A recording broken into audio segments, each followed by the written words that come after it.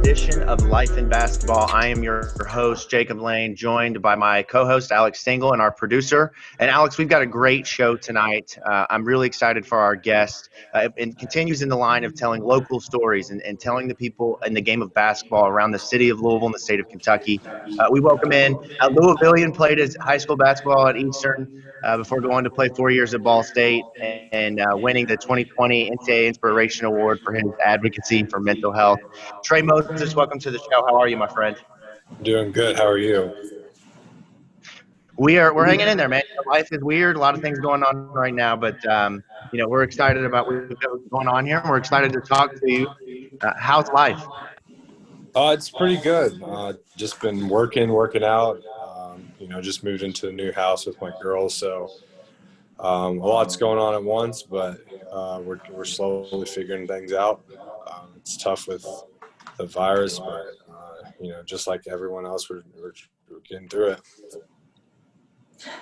I was gonna say it's been eventful downtown for sure. I'm over in New Lou in Butchertown, but my parents are over in J-Town, so I know exactly where you're talking about. So that's awesome. You guys are putting down roots down there. But just to start off on the basketball side, I know we're going to talk a lot about life tonight as well.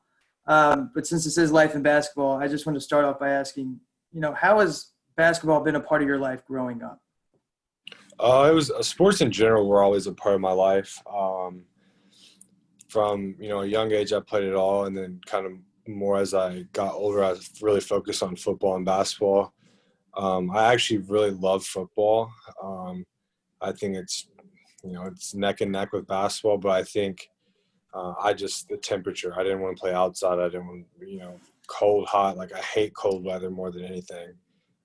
So that was tough. But going into high school is when I finally decided that I wanted to stick with basketball. My dad was just like, if this is what you're going to decide, then we're gonna have to go all in. And I never thought I'd be where I am now. It was all about just trying to get a free college education, but it's sports in general has made the biggest impact on my life. I didn't think we'd have climate things in common, but that's the exact reason why I actually enjoyed wrestling in high school more than I did playing football, because it was hard, but at least we were indoors the entire time. So yeah, I wasn't freezing. I wasn't getting rained on. It was perfectly fine. Yeah, it's just like when it's like cold and then you add in snow or like cold rain, it's just terrible. Yeah. Alex, you would confide in somebody because of the weather. Alex is the first go-to thing that we talk about most here is weather. That's a big deal in Alex's neck of the woods. It's a thing he keeps up with. But I want to talk about high school, Trey, because you went to Eastern High School just like I did. Came a few years behind me, played behind that team in 2011. We actually just had Cameron Woods on this week and talking about his story, but. You played at Eastern, a little bit different, played for a different coach, a different system. Everything was kind of, back at square one for Eastern when you were there. But your junior and senior years really when you kind of broke onto the scene and became a big name around these parts. Tell me a little bit about your high school career, what you remember, and your recruitment, and how you ended up at Ball State. Yeah, it was one of those things where I never really felt like I was really that good. We're getting demolished by Ballard every year, who had Keelan and Quentin and Corey and JP and all those guys. And, I felt like I had my moments in high school, especially my junior and senior year, but it was never like, I see myself as a Division I player. I see myself as a pro. I made second team All-Region my junior and senior year, even though, my senior year I was one of two people in the region to average a double-double. So I don't see how I only made second team. But then speaking on coaches, I want to give Coach Couch a shout-out, too. He's the only coach in the state of Kentucky that voted me for an all-state team. So that was pretty cool. But I only got to play for him my freshman year, but I didn't play varsity. So, but I was on the JV team. But, it's one of those things where it's a grind. And it's, it was an awesome experience, high school. I loved it. And just getting to be around those people at Eastern and still stay connected with that Eastern family. And then, getting the opportunity to still be around the basketball program today is awesome. But in terms of, I had no scholarship offers going into that summer, my senior year. I switched to AU teams, went to Hoop Dreams with Coach Q. And, man, from July to August, I got 12 Division I offers. And it was just crazy because I never expected it. I'd worked so hard, and I felt like I was always underrated. I never had really anyone older than me try to really help me out. I just had my circle, my trainers who always believed in me and continue to believe in me today, and have always stayed on me and continue to push me. But it was crazy to get that many offers in such a short period of time. It took one, and then the rest came. It was crazy, and I didn't even feel like I had that great of a summer. But I think people saw a lot of potential in me and what I could be. But it helps when you were playing guys like Bam Adebayo, these top guys, and you play well. And a lot of people, a lot of kids, especially in AAU, and now it's about highlight and stuff like that. But I just played the game the right way, and a lot of coaches saw that in me. But I ultimately chose Ball State. It was down to Ball State, VMI, Northern Kentucky, IPFW, and I don't even remember the fifth, but I think it's perfect because it wasn't too far, but it was it wasn't too far, but it was far enough away from home. I went into special education, and they have a great education program. They used to be teachers college, so that had a lot to do with it. And they were my second official. I went to VMI the weekend before, and man, the military just that lifestyle wasn't for me, man.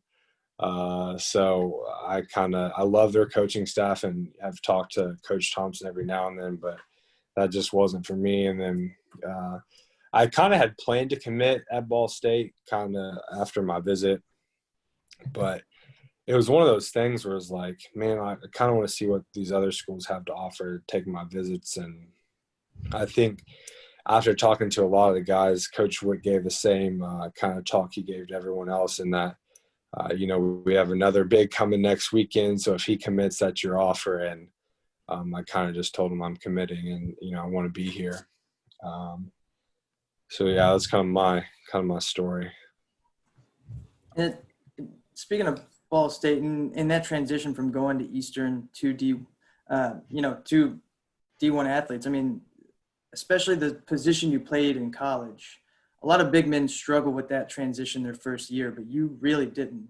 So it's interesting to me when I get to talk to people that have, really great freshman years instead of the typical red shirt. So can you talk a little bit about how you kind of successfully handle that transition? I think for me, the game has never been too fast for me in terms of thinking. I think I always consider myself the smartest player on the court. I know how to play the game. I know how to think the game. I'm always able to process that side, but it was just the physical side of things that was a little tougher for me. So I came in and lost, 25, 30 pounds that summer, and we went to the Bahamas. So that was our 4-year, or our foreign tour you get every 4 years. And we had so many bigs on that team. They kind of expected me to redshirt, but then Tajay Teague broke his foot that summer. And, we still had 5 or 6 bigs that were playing and that had the chance to play. And we went to the Bahamas, and I sat the first game because they were splitting minutes up, because it's just like exhibition. And then the second game I had like 12.7 rebounds, 6 assists, 4 blocks. And that was kind of the moment where Coach Witt was like, man, like, we got to play him. We got to. And so I started our first game that my freshman year. I started our second game. And then over the course of the year, started 9 games total, played 20 minutes. And, I give a lot of credit to the staff for just kind of believing in me, but I also knew my role. And I think that's what a lot of incoming guys need to know, is just, as a freshman, you're really playing a role. And that's why our team was so good, not just because of me playing our role, but as a team, everyone knew their roles. And I think a lot of freshman guys go in and like, I'm playing or whatever, but I went in like, I don't want to redshirt. I want to be in school 5 years and I'll do whatever it takes. And I kind of did that. And then once I got on the court, it was just playing my role and having fun doing it. Yeah, and I mean, you were, one of the most productive players on the team for 4 years at a fairly important position. I mean, the big man, like Alex said, usually you see guys take 2-3 years before they really start thriving. But rebounding and blocking shots kind of seemed to be your thing, and that got you to the point where you were as a junior and senior to contribute as a starter and become an all-MAC type of player. But just tell me in general, how was your college experience? How was it at Ball State? Was it like, when you went in, did you have expectations, and then when on your way out, did things kind of measure up to that? Give us kind of like the synopsis of being a D1 athlete at a school like Ball State. I was kind of talking about this the other day, but, I loved Ball State. I think the best part for me was that I made an impact in the community. And, I never – I look back and say, forget basketball, forget every accolade I have, every game I've ever won, every point I've ever scored. I impacted lives in the community, and that's what it's all about. 20 years from now, my name could still be in the record book, but a lot of those kids I was around, a lot of the parents that I was around are still going to remember me from, trying to just do good and make impacts. But in terms of basketball, man, it was awesome too. We beat Notre Dame my junior year on a game winner from Taylor, and, I played really well. I had a lot of injuries, but I only missed 2 games in my career.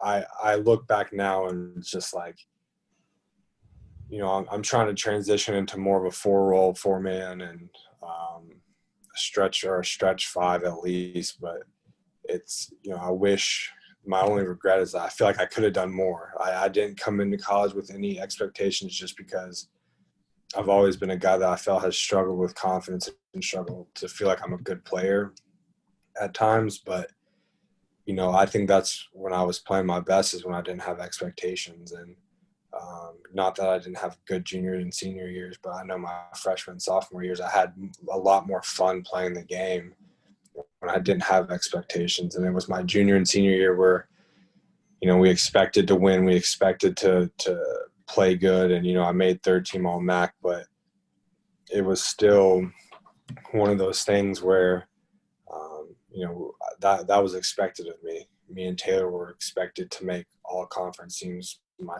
junior and senior year. We were expected to win, and we didn't do that. And that's when, when you have these goals and expectations and you don't reach them, you feel like a failure.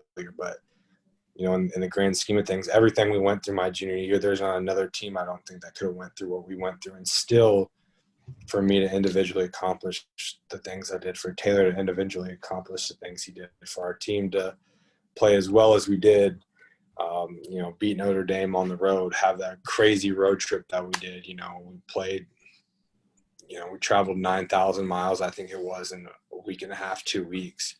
Played Trey Young in Oklahoma, played Peyton Pritchard at Oregon. And so I'm trying to get rid of expectations within myself, but it was awesome to just kind of exceed everything that everyone else thought I would ever be. Yeah, and one of the things I find really interesting about you, Trey, and actually the first time I really found out, who you were when you were at Eastern, was your work in the community. You mentioned that. You've always taken on this role of serving others and loving on other people who maybe society has deemed an outcast, or maybe they've been overlooked due to some kind of condition of some sorts or some kind of disability. Tell me a little bit about how you got into that and why that's been so important to you throughout your basketball career. I think, I have a tattoo that says the only disability in life is a bad attitude. And that's kind of something I really harp on. And I know individuals with different disabilities, whether it's physical or mental, physical or mental. It's like they're always looked down upon, or, they're getting funny looks out in public or whatever it is. And, I could see that. And it's not that I was never put in a position where I was around that as a kid. And my dad says it all the time. It's like when people are like, you got to be so proud of him, like, you raised it. He's like, he did it on his own. And, I did. I got into Best Buddies on my own. I did all that on my own. And it was one of those things where it's just like, I don't know why I did. I met Corey Pitzenberger, who was at Eastern, and it was all about high school sports. And he started talking to me in the hallway. And then, from there, it just took off. And I wanted to make life easier for individuals with disabilities, but especially those with Down syndrome. And I want to, make the world easier for people with mental health issues. And there's just so much in the world I want to do. And, I say all the time, I know I'm impacting more than one life, but if I want to just impact as much as I can. And that's what it's all about, is relationships and connecting with people. And because at the end of the day, the ball could stop bouncing, and who are you when the ball stops bouncing? I want to touch on something you wrote last June that it's probably one of the best articles I've read from an athlete, from a personal perspective. But yeah, you wrote an article for the Indy Star last June, and it really talked a lot about even the struggles you had prior to even coming to college. And so, I think a lot of people, it's important, especially this side of your story. But I just want to know, how did basketball help that growing up? I mean, you talked about even from an early age of 12, really thinking about those struggles. So how did sports and basketball in particular kind of help push you through that time? I think it's all about finding something you love to do. And finding, distraction can be negative or positive. But for me, that distraction was so positive until I learned how to truly cope and deal with what I was dealing with. And, basketball was everything to me. Basketball made me who I am today. Basketball God gave me this platform, but basketball helped me, keep this platform and keep impacting lives. And it's one of those things where I don't know where I would be without basketball. I really don't. I struggled even with basketball.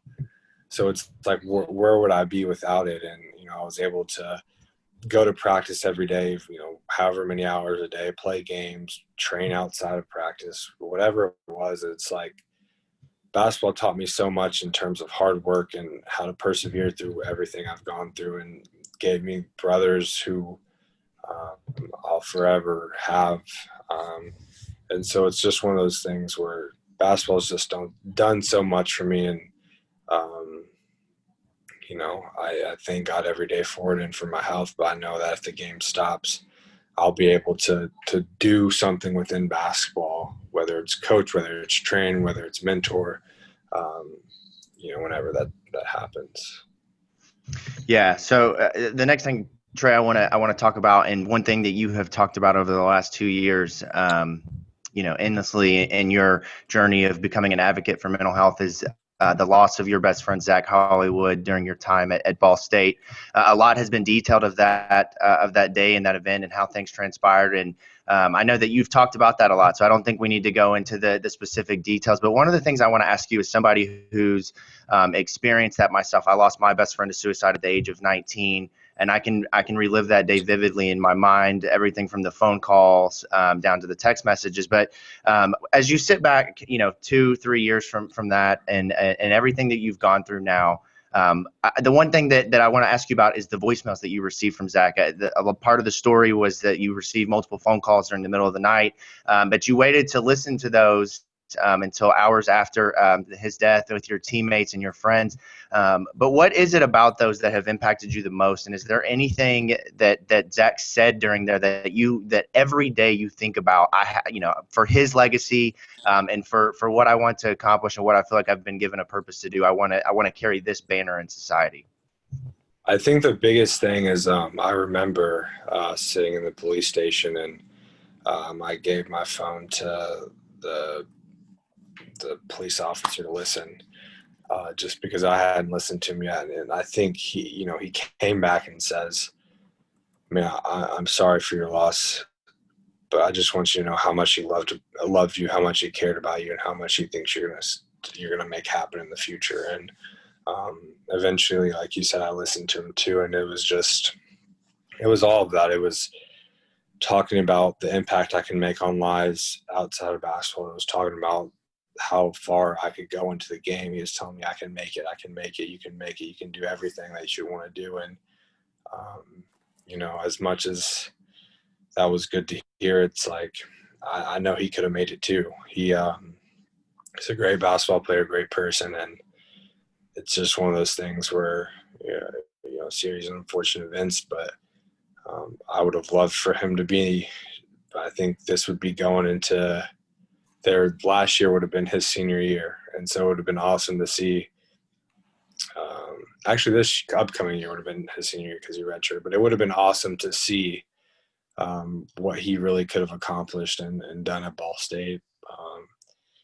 But, I think about it all the time. I think about how hard I have to work because, I haven't really dealt with death a ton in my life.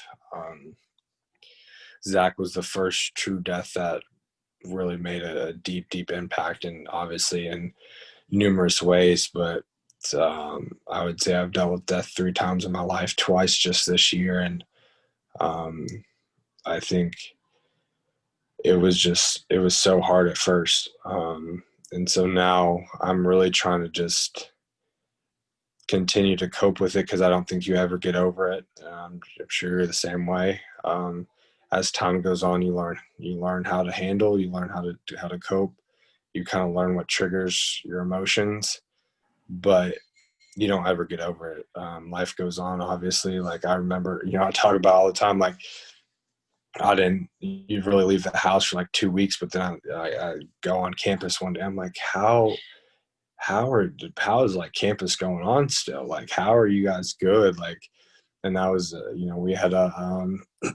we had a sports psychologist come through, met with us for like 6 months, and he was just talking about you can't judge others how they cope, and it kind of hit me that as great of a person as Zach was, not everybody got the opportunity to know him, and a lot of people on campus didn't know who he was, and so it was definitely tough, and it's definitely I strive every day to just get better and better and make it as far as I can because I know he's watching over me, and I know that he has all the faith in me, and that's what matters.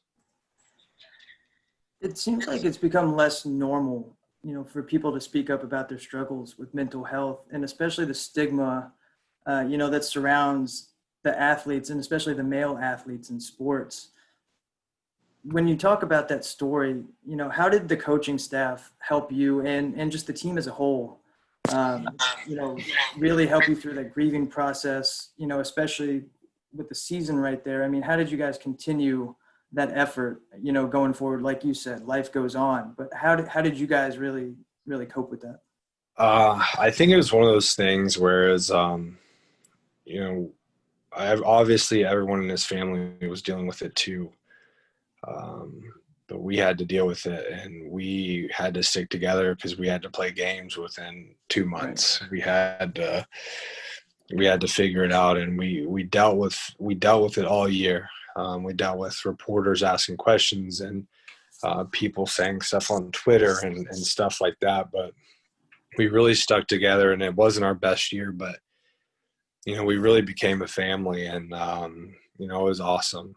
It really was to see how we came together and how we were there for each other and how we stuck together. And I hate that tragedy brought that closeness to our group, but it was one of those things where it's what caused it. And I look back on it, and the coaching staff had a care team. They did a lot for us, and Coach Wick constantly calling and asking how we're doing and everything. It was I don't know that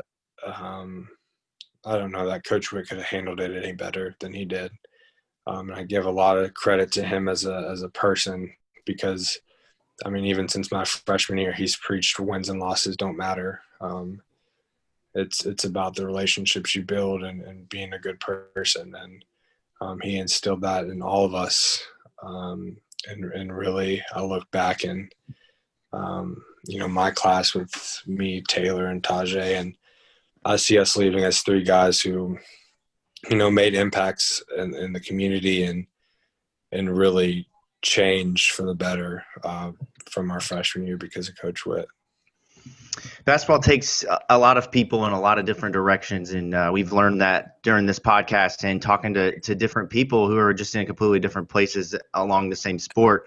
And this might sound like a silly question because I don't think that, going back into your high school days and dreaming about as a kid playing college basketball that you would even think about this. But did you ever envision that the game of basketball would allow you to have such an influence and such an impact with a platform as a college athlete to speak out about something that, quite honestly, there's not a lot of people speaking out about? Did you ever envision that, on your way to becoming the NCAA's Inspiration Award winner and just completely changing the way that athletics, specifically with collegiate students, is looked at from a mental health perspective? I'm going to answer that in just a second. So it's pretty crazy, but when I was like 4, 5, 6, whatever it was, how kind of they do the time capsule things in class. Well, it was like one of those things where I wrote, I want to be a Cardinal one day. I didn't say Louisville Cardinal. I just said I want to be a Cardinal. And we opened it when I was like 16 or 17.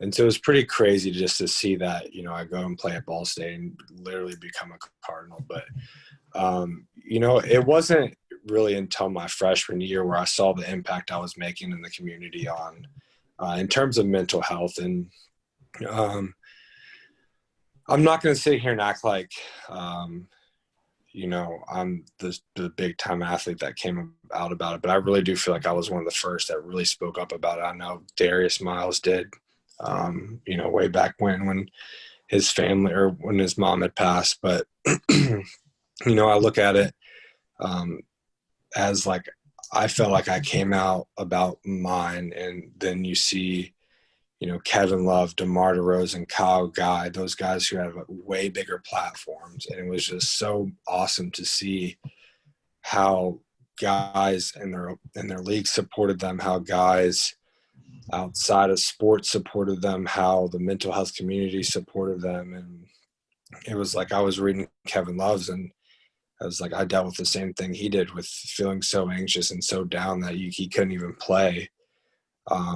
And so I think I hope we continue to see it grow in terms of guys coming out about it, because it is important. It's important because a lot of people who aren't athletes look at athletes as superheroes, and we're people too. And that's what, that's what kind of gets stuck in a lot of our heads, I feel like, is we feel like we can't come out because people are going to look at us as soft or weak or whatever it is. But, we're just because we're athletes at whatever level in college or whatever level professionally, like we're people too. We have feelings, we have families, we have traumas that we've gone through, and, it's okay to speak out on it, and it's okay not to. It's okay to not want to speak out on it. But I think it's important because you do have a big platform and you are helping a lot of people. Trey, what would you consider your biggest achievement through basketball? But like just strictly basketball. I mean, it doesn't have to be on the court.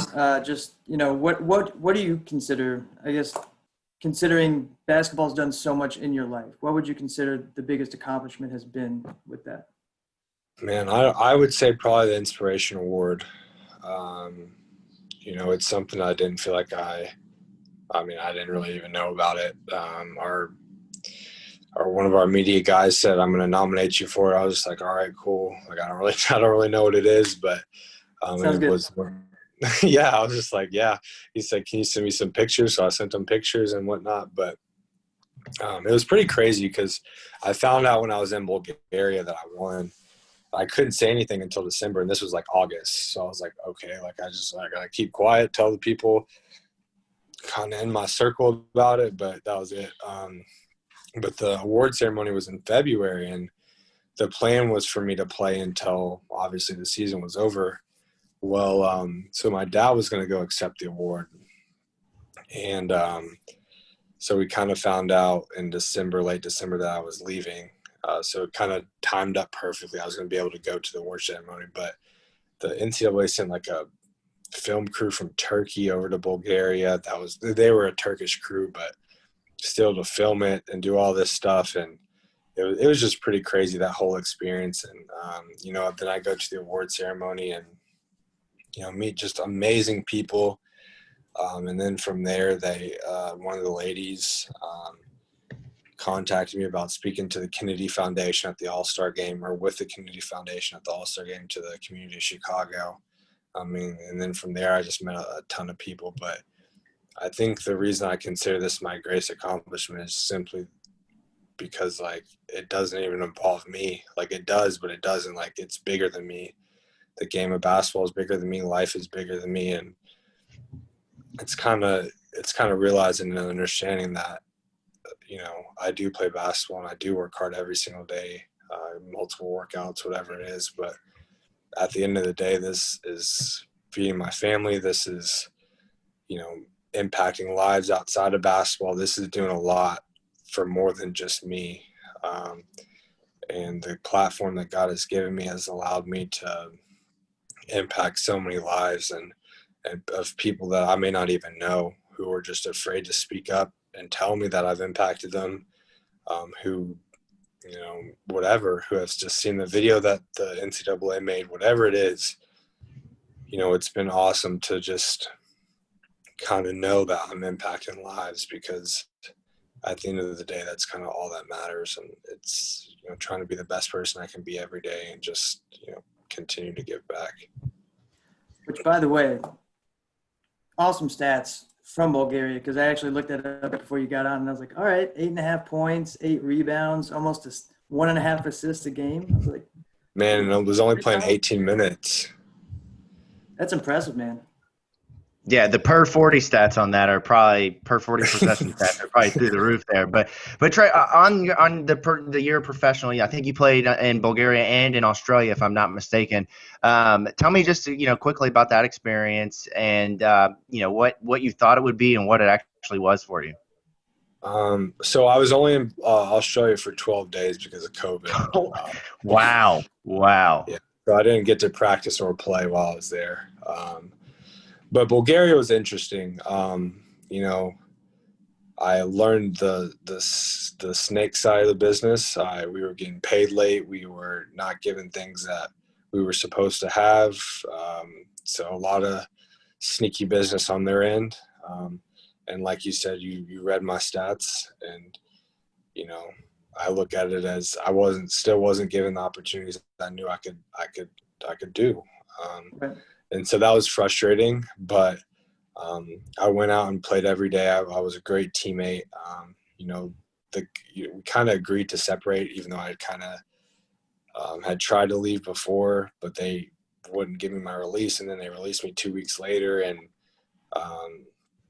but it was just one of those things where I knew that I was doing right when they released me, and all the Bulgarians were mad about it. The team captain was mad, and that's when I kind of knew, like, it wasn't anything I did. I could have done anything more. And so I kind of, in any situation, I'm a team guy and I give my all. But it was one of those things where it's just like, what, like, you're not even giving me chances. What more can I do? But just to play the game, in another country was awesome. To meet the guys I did. I think I had 5 total Americans during my time. Maybe 6. They released a couple. It was a crazy situation over there. It really was. But I met some awesome guys who, man, like, they're like brothers to me. Great people, and the Bulgarians were awesome. It was fun being around them and getting to travel. And I got to play my college teammate Taylor in the FIBA Euro Cup qualifications. So, it was just a pretty crazy year, but I look back and, it made me so much stronger. Yeah, absolutely. And there is a lot in this world right now that's kind of unsettled with the pandemic, let alone the racial tensions that are sweeping, our country and our city here locally. But I want to ask you, about your platform and the things that you've done and just kind of the experiences that you've had. There's a lot of athletes right now whose seasons are kind of on the line. We've seen a lot of conferences cancel football, fall sports, basketball is the next on the chopping block. This is coming off of spending a lot of time at home, a lot of time away from friends and family, completely disconnected. If someone were to say right now, or if there's anybody out there that's listening that's dealing with mental health, whether they're an athlete or not, what would be your best advice right now, Trey? The first thing I'm going to say is it's okay not to be okay, because that's better than not being here. I think that's the most important thing that I always say to everyone. It's the first thing I always say to everyone, because at the end of the day, we'd rather you not be okay right now because, you're not going to be down forever, than you not be here. And then it's just, I would say, I think a big thing is social media. I think a lot of people can get trapped in looking at the statistics of COVID or continuously seeing things on Twitter. I think a lot of that is purposely fed to us at times to try to get reactions out of people and get everyone riled up.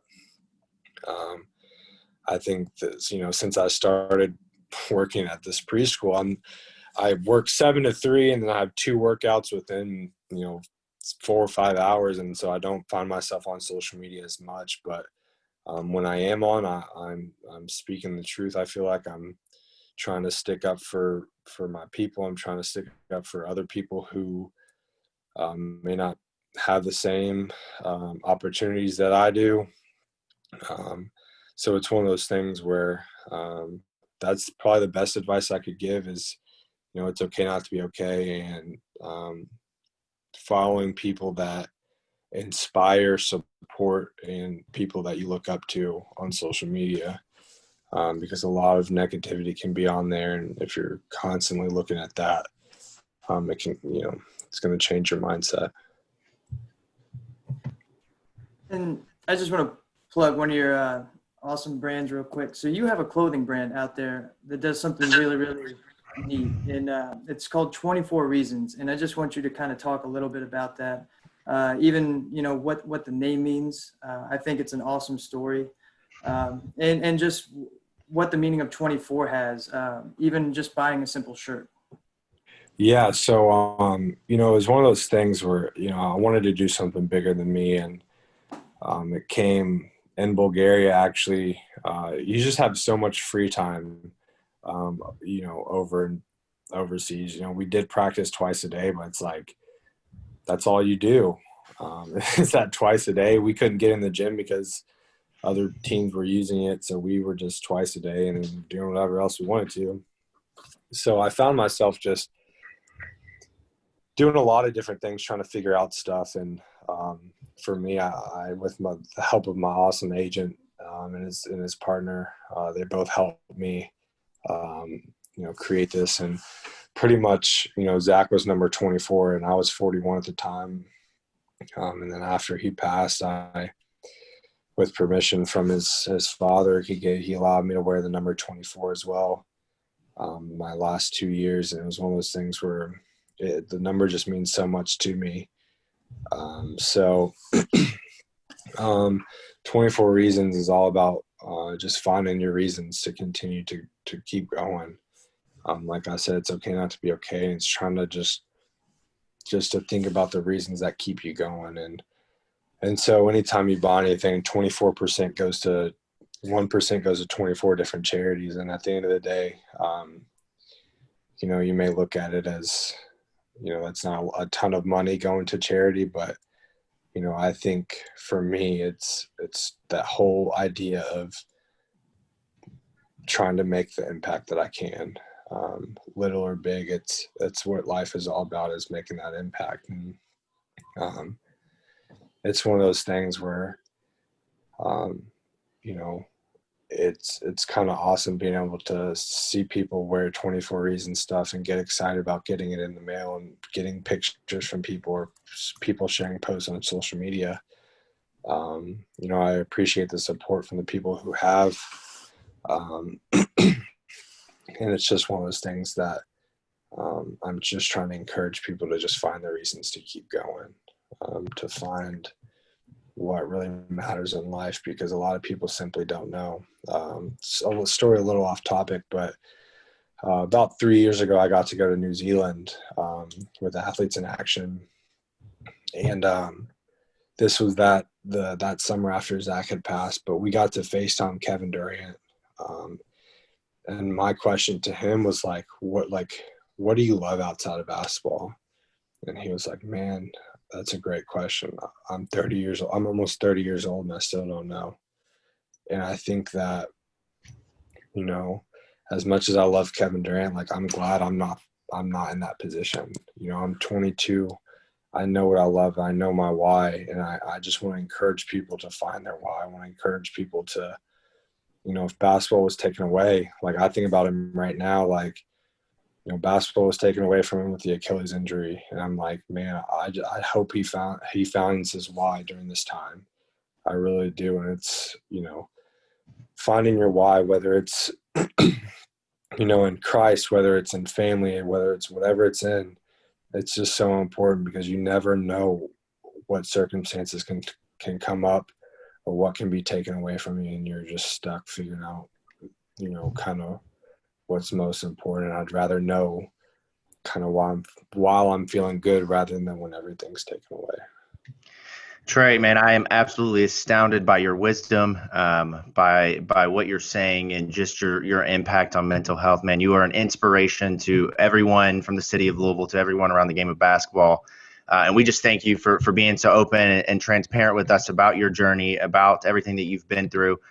So thank you for that. But we want to transition now into something a little bit more lighthearted. We end the podcast every way with our guests with Before the Buzzer is what we title it. So we've just got a series of quick rapid fire questions for you. Don't need much thought into them, but just kind of whatever comes to your mind, just throw that out there. And we're going to put a minute on the clock here. We'll start with the first one. In your opinion, who is the greatest player to come from the city of Louisville basketball-wise? Oh, wow. Man, a lot of people might think I'm crazy, but Allen Houston, I think he doesn't get the respect he really deserves. Nice. I like that answer a lot. All right. Which do you prefer, post up or a shot from the 3-point line? I think I'm kind of – every big man's dream. I know. I'm kind of transitioning to the 3, but I think my post-up game is really good, so post-up. Makes sense. What's the go-to move? Is it the drop step over the shoulder? Like what's your go-to move if you get somebody in position? Probably just, right hand hook, but my footwork is just so good. I feel like that I'm able to counter off anything that's kind of thrown my way. Perfect segue to the next question. Who's the big man you model your game after? Probably Tim Duncan or Dirk. All right, this is a good one since you've seen both. Who is more serious about their basketball, Indiana or Kentucky? Probably Indiana. I'm not going to lie to you. All right. I had a feeling you were going to say that, man. I really did. I've heard stories. I worked a couple of AAU tournaments in Indiana, up in central Indiana in the middle of nowhere, and, man, their basketball is at a whole nother level. Last one here, all right? You got to give us the honest answer. I don't want to hear the cheap cutout here. In your opinion, who has the better beard, Trey Moses or James Harden? Probably James, because I recently cut mine. That's trimmed? That's impressive. Yeah. I trimmed mine probably like 3 weeks ago, a month ago, whatever it was. But I mean, I cut my hair off too. So, but man, he's got an awesome beard. It's dope that he's kind of known as the beard too. So you kind of got to give him props for that. I will say yours is much more clean cut since you have access to barbers right now, and he doesn't. So yeah. We take a silver lining in that. Someone's got to be in the bubble cutting hair, though. I do gotta say that because Jason Tatum. Well, they've got the 2K pop-up barbershop, so they're getting the cuts in there. Like they're good. I don't even want to hear about anybody having a bad hairline or a bad beard. They got better access to a barber than I do in the middle of a big city. So, but Trey, man, thank you so much for your time. It's been just an honor to get to talk to you for the first time and hear your story. So thank you. You guys can follow him on Twitter. You can follow his professional game, and now the coach, his coaching career transitioned into a new realm of life. Trey, again, thank you for everything, and best of luck to you in the next couple of months, man. Yeah, thanks for having me on, guys. It was fun. Appreciate it, man.